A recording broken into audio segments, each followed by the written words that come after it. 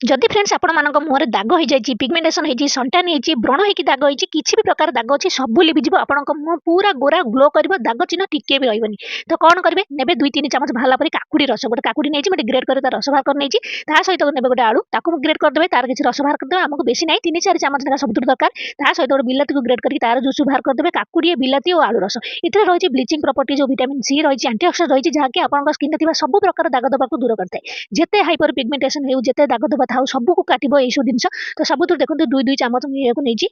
आम ये दबा गोटे चामच मुहू सब जिन को भलसे गोड़े ने जब चाहिए आप लिक्विड को मुहर फेस भलसे लगेदेवे टी सुखी आउ थे लगेदेवे यहीपरि आप सबुदिन लगेबे किसी दिन लगातार जहाँ जदि भी चाहिए आप पानी को आइस क्यूब बनईदेवे बरफ बनईदेवे भी आप लगे पारे ना तो देखो ये सीट मास्क आपको ऑनलाइन मिल बहुत अल्प टंका बहुत बढ़िया से लगे पारे तो गोटे सीट मास्क पकेबे पूरा अब्जर्व कर पानी को पूरा टाणी दब शोषी नब देखो केते फुली पानी पूरा टाणी कारण यहीपरि पानी लिक्विड जिन लगे सीट मास्क बहुत बढ़िया होता है जदि आप शीत दिन लगाउछन तो यहीपरि लगे जब खरा दिन लगाउछन तो फ्रिज रखिदेवे ठंडा हो ठंडा ठंडा फुल वीडियो मोर यूट्यूब चैनल तुम सांगे जाए देखी नियंतु भलसे जानीपारे बस सीट मास्क देखो बाहर कर देछि एवं फेस भलसे लगेदेवे पूरा ओदा में चिपुड़ेनि खाली जस्ट सेहीपरि ओदा ओदा थी पूरा लगेदेवे चाहिए तो 5-10 मिनट पर आउ थे पानी किसी बची जाइए तार आउ थे फेस लगेदेवे 10-15 मिनट 20 मिनट फेस रखिदेवे बाहर कर फेस को धोई नेबे यहीपरि आप लगातार सप्ताह को 3-4 थर निहाती लगेबे जदि पार्छन सबुदिन भी आप लगे पारे लगातु देखिए गोटे मास